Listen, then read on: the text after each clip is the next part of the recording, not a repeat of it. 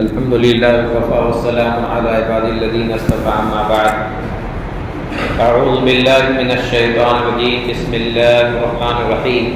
قل لا أملك لنفسي نفعا ولا ضرا إلا ما شاء الله ولو كنت عالم الغيب لاستكثرت من الخير وما مسني السوء إن أنا إلا نذير وبشير لقوم يؤمنون۔ آج کے درس میں جو عنوان ہے ماہ سفر اور بدشگونی۔ ہر مسلمان کو اس بات پر پختہ یقین ہونا چاہیے کہ نفع اور نقصان کا مالک اکیلا اللہ تبارک و تعالی ہے، اس کے سوا یہ اختیار کسی کے پاس نہیں۔ نفع نقصان کا مالک اللہ تبارک و تعالی ہے، اس کے سوا یہ اختیار کسی کے پاس نہیں، نہ کسی ولی کے پاس ہے، نہ کسی بزرگ کے پاس ہے، نہ کسی نبی اور رسول کے پاس ہے۔ حتیٰ کہ تمام نبیوں کے امام جناب محمد رسول اللہ صلی اللہ علیہ وسلم جو تمام بنو آدم کے سردار ہیں، سارے انبیاء اور رسول کے امام ہیں، وہ کسی نفع نقصان کے مالک نہیں، بلکہ کسی اور کے نفع نقصان تو دور کی بات ہے، وہ اپنے بھی نفع نقصان کے مالک نہیں۔ تعجب کرنے کی بات نہیں ہے۔ اٹھائیے قرآن سورہ اعراف آیت نمبر 188، اللہ تبارک و تعالیٰ نے فرمایا قُلْ لَا أَمْلِكُ لِنَفْسِي نَفْعًا وَلَا ضَرًّا۔ اے نبی صلی اللہ علیہ وسلم آپ کہہ دیجئے لا املک لنفسی نفعا ولا ضرا، میں تو اپنے نفع و نقصان کا مالک بھی نہیں۔ اللہ تبارک و تعالیٰ نے سورہ اعراف آیت نمبر 188 میں اللہ کے نبی صلی اللہ علیہ وسلم پر وحی نازل کر کے فرمایا آپ خبر کر دیجئے، آپ بتا دیجئے کہ لا املک لنفسی، میں اپنے نفس کا مالک نہیں ہوں۔ کس چیز کا؟ نفع ولا ضرا، نہ نفع کا نہ نقصان کا۔ الا ما شاء اللہ، سوائے اس کے جو اللہ چاہے، سوائے اس کے جو اللہ چاہے، یعنی اللہ کی منشا، اللہ کی چاہت کے بغیر اللہ کے نبی صلی اللہ علیہ وسلم اپنے بھی نفع و نقصان کے مالک نہیں۔ وَلَوْ كُنْتُ عَالَمُ الْغَيْبَ لَاسْتَكْثَرْتُ مِنَ الْخَيْرِ، اور اگر میرے پاس غیب کا علم ہوتا تو لَاسْتَكْثَرْتُ مِنَ الْخَيْرِ، میں بہت ساری بھلائیاں خیر اپنے لیے اکٹھا کر لیتا۔ وَمَا مَسَّنِيَ السُّوءُ، اور مجھے کوئی تکلیف نہیں پہنچتی۔ ان انا الا نذیر وبشیر لقوم یؤمنون، میں تو صرف ڈرانے والا اور خوشخبری دینے والا ہوں ان لوگوں کے لیے جو ایمان لائے، جو یقین رکھتے ہیں، جو ایمان لائے ہیں، ان لوگوں کے لیے ڈرانے والا ہوں اور بشارت سنانے والا۔ اس آیت کریمہ میں غور کیجیے تو معلوم ہوگا کہ اللہ کے نبی صلی اللہ علیہ وسلم کے بارے میں اللہ تبارک و تعالیٰ نے فرمایا کہ اپنے نفع نقصان کے بھی مالک نہیں، کہ جائے کہ دوسروں کے نفع نقصان پہنچائے، اللہ کے نبی صلی اللہ علیہ وسلم خود اپنے نفع نقصان کے مالک نہیں ہیں۔ جب امام الانبیاء جناب محمد رسول اللہ صلی اللہ علیہ وسلم اپنے نفع نقصان کے مالک نہیں ہیں، اللہ کی مرضی کے بغیر، اللہ کی منشا کے بغیر، تو پھر آپ سے جو کمتر درجے کے اللہ کے بندے ہیں، چاہے وہ ولی ہو، بزرگ ہوں، پیر و مرشد ہوں، چاہے کوئی بھی ہو، آج لوگ جن کی قبروں کی طرف قصدن جاتے ہیں، جن کی مزاروں کی طرف لوگ قصدن جاتے ہیں کہ وہ وہاں جانے سے ہمیں کچھ نفع مل سکتا ہے، ہمیں کچھ خیر مل سکتی ہے، تو ان کے پاس یہ اختیار کہاں سے آیا؟ جب اللہ تعالیٰ نے یہ اختیار امام کائنات جناب محمد رسول اللہ صلی اللہ علیہ وسلم کو نہیں دیا ہے، تو پھر آپ سے کمتر ان اللہ کے بندوں کو یہ اختیار کیسے مل گیا؟ جن سے لوگ حصول نفع کی امید رکھتے ہیں اور ان کی طرف سے نقصان پہنچنے کا ڈر رکھتے ہیں، ان کے بارے میں اللہ نے سورہ زمر آیت نمبر 138 کے اندر فرمایا قُلْ أَفَرَأَيْتُمْ مَا تَدْعُونَ مِن دُونِ اللَّهِ۔ یہاں بھی اللہ نے کہا اے نبی صلی اللہ علیہ وسلم آپ کہہ دیجئے أَفَرَأَيْتُمْ مَا تَدْعُونَ مِن دُونِ اللَّهِ، تمہارا کیا خیال ہے، تم کیا سوچتے ہو، تمہارا گمان کیا ہے جن معبودوں کو تم اللہ کے سوا پکارتے ہو، اللہ کے سوا جن کو تم پکارتے ہو، ان ارادنی اللہ بضر، اگر اللہ تعالیٰ مجھے کوئی نقصان پہنچانا چاہے، هل ہن کاشفات ضرہ، تو کیا یہ جن کو تم اللہ کے سوا پکارتے ہو، اگر اللہ مجھے نقصان میں ڈالنا چاہے، نقصان پہنچانا چاہے، تو کیا یہ اللہ کی طرف سے آئے ہوئے نقصان کو دور کر دیں گے؟ بہت بڑی بات ہے اس آیت کریمہ کے اندر، اور بہت بڑا پیغام بھی ہے۔ اللہ تعالیٰ واضح لفظوں میں یہ سوال کیا ہے کہ اللہ کی طرف سے آئے یہ نقصان کو جن کو تم اللہ کے سوا پکارتے ہو، کیا وہ اسے دور کر دیں گے؟ او ارادنی برحمت هل ہن ممسکات رحمتہ، یا وہ مجھے اپنی رحمت سے نوازنا چاہیں تو کیا وہ اس کی رحمت کو روک لیں گے؟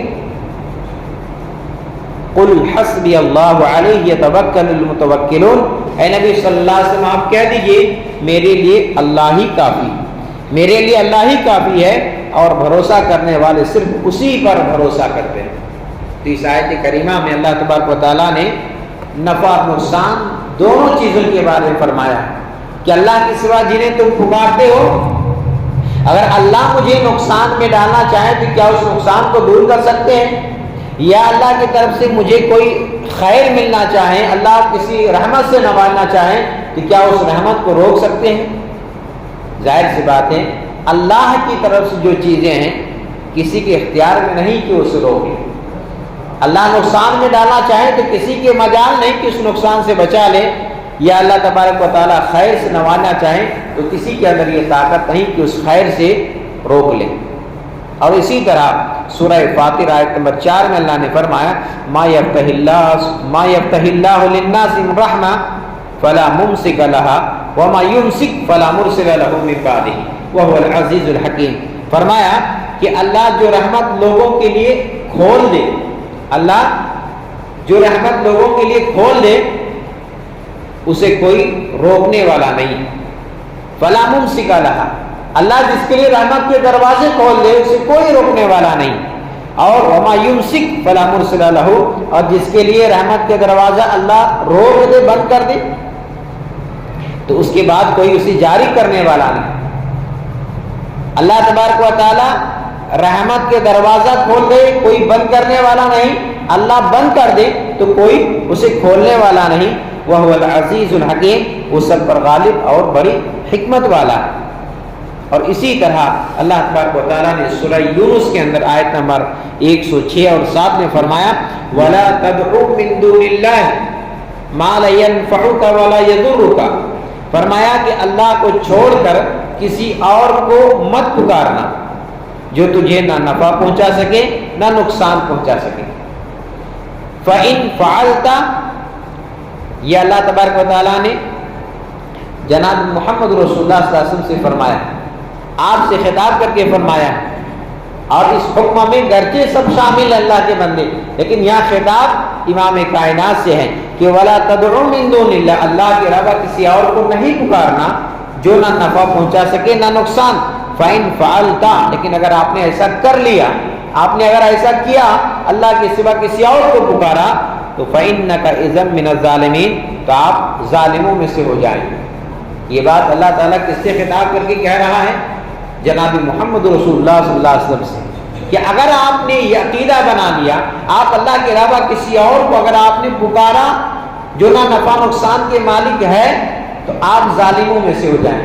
جب امام کائنات جناب محمد رسول اللہ صلی اللہ علیہ وسلم کو اللہ تعالیٰ ظالموں میں شمار کرے گا اگر اس شرط پر اگر اللہ کے نبی صلی اللہ علیہ وسلم اس کے خلاف جائیں، یعنی اللہ کے حکم کے خلاف جائیں، تو پھر ہمارا اور آپ کا اور اللہ کے دیگر بندوں کا کیا حال ہوگا اگر ہم اللہ کو چھوڑ کر کے کسی اور کو پکارتے ہیں یا کسی اور کو نفع نقصان کا مالک سمجھتے ہیں۔ وَإِن يَمْسَسْكَ اللَّهُ بِضُرٍّ فَلَا كَاشِفَ لَهُ، اگر اللہ تبارک و تعالیٰ تمہیں کسی مضر میں نقصان میں ڈالنا چاہے فَلَا كَاشِفَ لَهُ، تو کیا اس کو اللہ کے علاوہ کوئی اسے دور کرنے والا ہے؟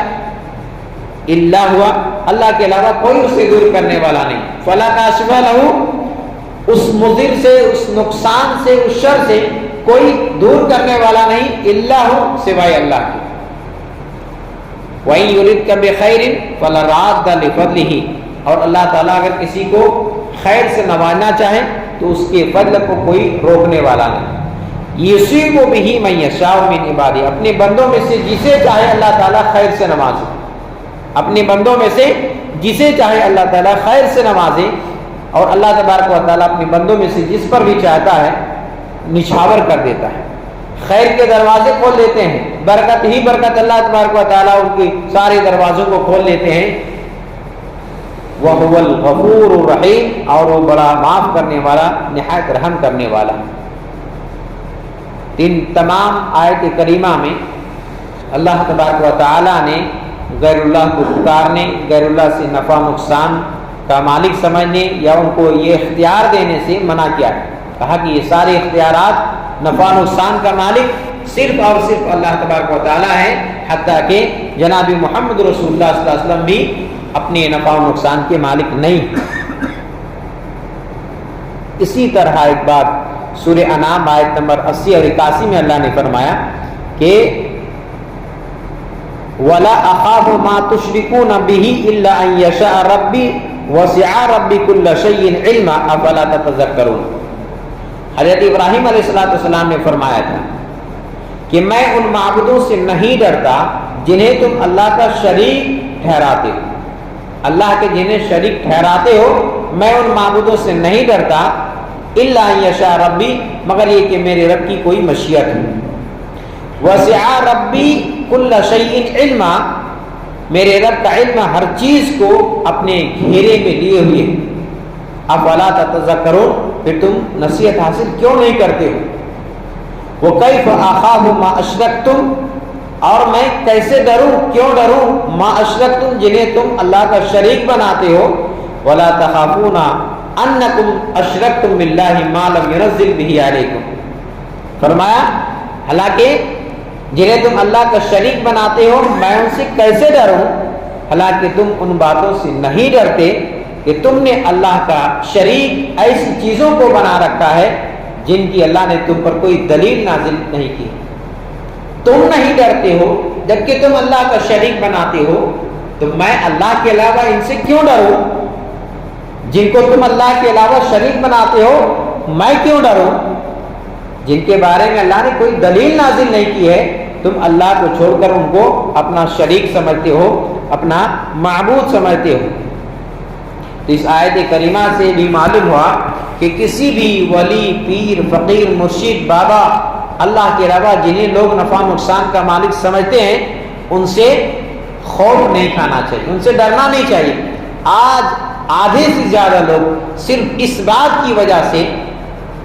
شرک میں مبتلا ہے کہ اگر ہم نے اس کام کو چھوڑ دیا جو ہمارے باپ دادا کرتے تھے، اگر ہم اس عقیدے سے پیچھے ہٹ گئے جو ہمارے پروج لوگ، ہمارے آبا و اجداد کرتے آئے، تو کہیں ایسا نہ ہو کہ ہم کسی مصیبت میں پڑ جائیں. صرف اس وجہ سے آج آدھے سے زیادہ لوگ شرک میں مبتلا ہے. اور حضرت ابراہیم علیہ السلام جن کا جو صرف گھر نہیں پورا شہر، پورا علاقہ اور گھر بھی اور باپ کے تعلق سے آتا ہے کہ بتوں کی پوجا کرنے والے، بتوں کی بنانے والے، بتوں کو بیچنے والے ہیں، ایسے خاندان میں پیدا ہونے کے بعد بھی کہتے ہیں کہ میں ایسے معبودوں سے جنہیں تم اللہ کا شریک بناتے ہو کیوں ڈروں، کس لیے ڈروں؟ ڈرنا تو تمہیں چاہیے. اور اس تعلق سے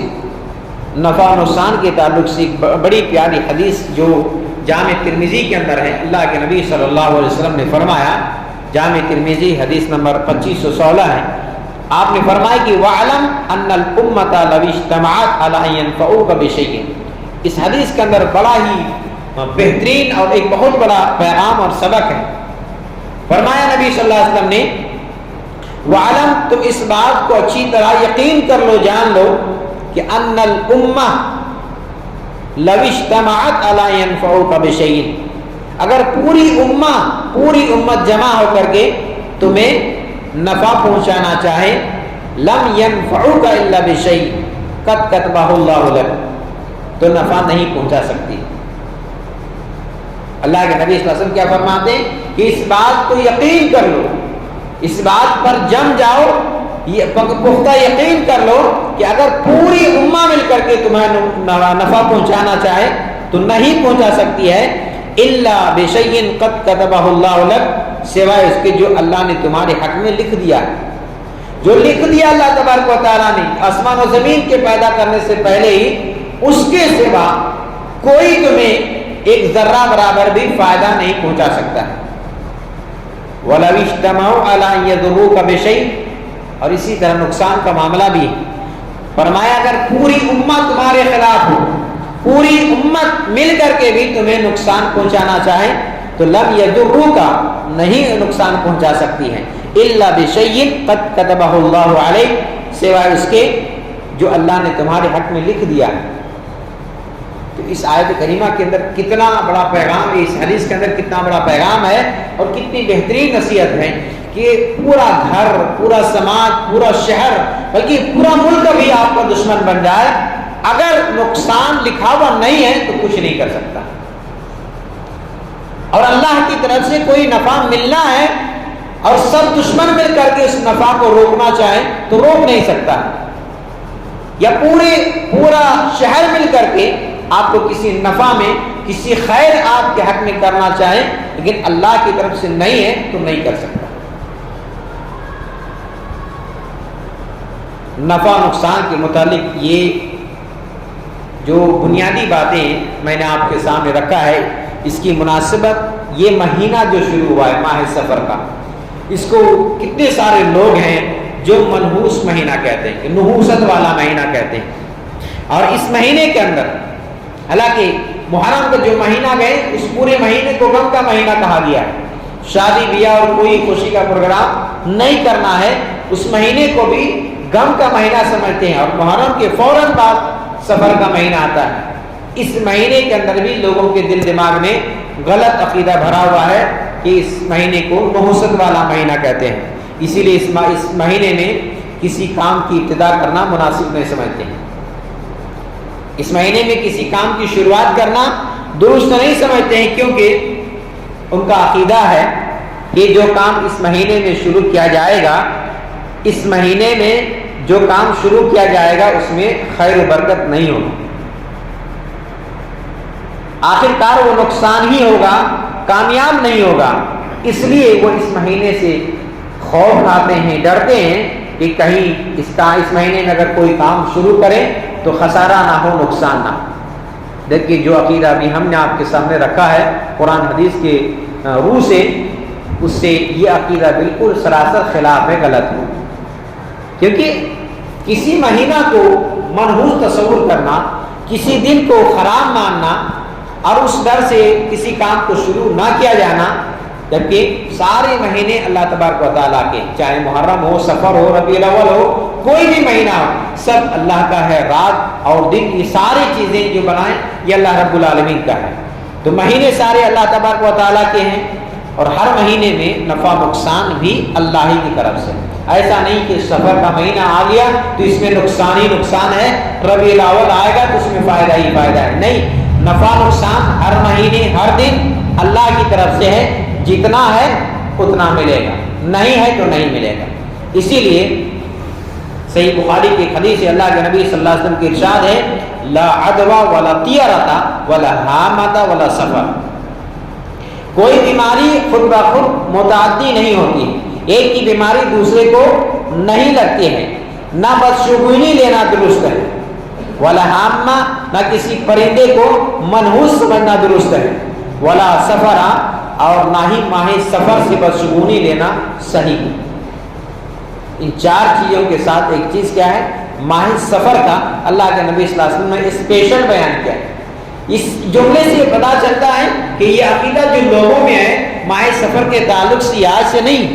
اللہ کے نبی صلی اللہ علیہ وسلم کے زمانے سے چلا رہا ہے، یعنی نبی صلی اللہ علیہ وسلم کے آنے سے پہلے بھی لوگوں کو عقیدہ تھا کہ یہ سفر کا جو مہینہ ہے یہ صحیح نہیں ہے، یہ نحوست والا مہینہ ہے، اسی لیے اللہ کے نبی صلی اللہ علیہ وسلم نے فرمایا کہ نحوست لینا، ماہ سفر کو بدشگونی لینا یہ صحیح نہیں ہے، یعنی سفر ایسا مہینہ نہیں ہے جس میں نقصان ہو، لہذا یہ مسلمانوں کے اندر اگر یہ عقیدہ ہے تو یہ جاہلانہ عقیدہ ہے، اس کے برعکس محض اللہ تبارک و تعالیٰ ہی پر اعتماد اور بھروسہ ہونا چاہیے. ہر قسم کا نفع نقصان اللہ کے ہاتھ میں ہے. ہر قسم کا نفع نقصان اللہ کے ہاتھ میں ہے. نفع نقصان کا کسی دن، کسی ہفتے، کسی مہینے، کسی سال سے کوئی تعلق نہیں. بعض دفعہ لوگ جیسا کہ 2020 شروع ہوا تھا تو کہتے یہ 20 آیا، یہ سب کو 20 کر کے جائے گا. یعنی سال کو بھی لوگ غلط تصور کرتے ہیں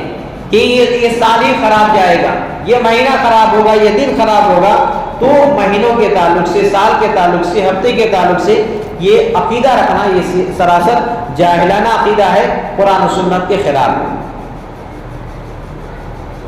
بدشگونی لینا درست نہیں ہے. بدشگونی ہے کیا؟ بدشگونی کسی کہتے ہیں؟ دیکھیے، بدشگونی سے مراد ایک انسان کسی کام کو کرنے کا پختہ ارادہ کرے کہ ہمیں یہ کام کرنا ہے، پھر کسی چیز کو دیکھ کر کے یا کوئی بات سن کر کے اس کام کو چھوڑ دینا. کسی چیز کو دیکھ کر یا کوئی بات سن کر کے وہ کام نہ کرنا، یہ اللہ کے نبی صلی اللہ علیہ وسلم سے پہلے زمانے جاہلیت میں ایسا ہوتا تھا. لوگ کام کرنے کا ارادہ کر چکے ہیں کہ ہمیں یہ کام کرنا ہے فلاں مہینے میں.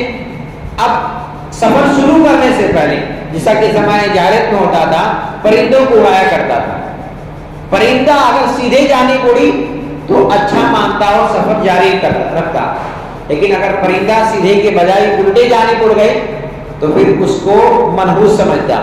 بدشگونی لیتا اور کہتا کہ اب اگر ہم نے سفر کیا تو ہمارے لیے خیر نہیں ہے، ہمارے لیے شر ہے، نقصان ہے، اور سفر کرنے سے باز آ جاتے.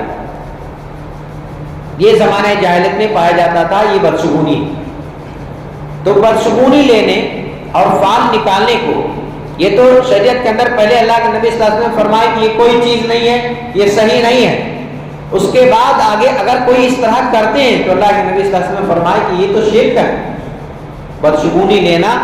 فال لینا، یہ شرک ہے. کیوں یہ شرک کیوں ہے؟ اس لیے کہ جو شخص ایسا کرتا ہے، کسی کو دیکھا، ہمارے یہاں یہ بھی ہے کہ اگر ہم چل رہے راستے میں بلی نکل گئی تو اب اس کو غلط مانا جاتا ہے کہ کوئی نکل جائے تب ہم نکلیں گے. میں اگر نکلا تو وہ ایکسیڈنٹ ہو سکتا ہے، نقصان ہو سکتا ہے. تو چاہے بلی کا معاملہ ہو یا کسی انسان کو، بعض دفعہ لوگ کہتے ہیں گھر سے نکلتے ہیں، کسی مانگنے والے کو دیکھا، اگر مانگ لیے ان سے تو پھر اس کو اچھا نہیں سمجھتے ہیں، غلط تصور کرتے ہیں. تو جانور ہو، انسان ہو، دن ہو، مہینہ ہو، پرندے ہو، کسی بھی چیز کو اگر ہم یہ اسے دیکھ کر سن کر کے اپنا کام چھوڑ دیتے ہیں تو گویا کہ ہمارا توکل اللہ سے ہٹ کر کے ان چیزوں کی طرف، اور اس لیے یہ شرک ہے. اللہ کے نبی صلی اللہ علیہ وسلم نے فرمایا، حضرت عبداللہ ابن عمرو رضی اللہ عنہ بیان کرتے ہیں، نبی کریم صلی اللہ علیہ وسلم نے فرمایا، من ردته طیرۃ عن حاجتہ فقد اشرک. صحیح الجامع کی روایت ہے، جس شخص کو بدشگونی کسی کام سے روک دے اس نے یقیناً شرک کیا، کیونکہ اس کا توکل، بھروسہ اللہ سے ہٹ رہا. اور اللہ سے اگر بھروسہ ہٹ جائے، کسی اور پر اس کا اعتقاد چلا جائے تو یہی تو شرک ہے. اور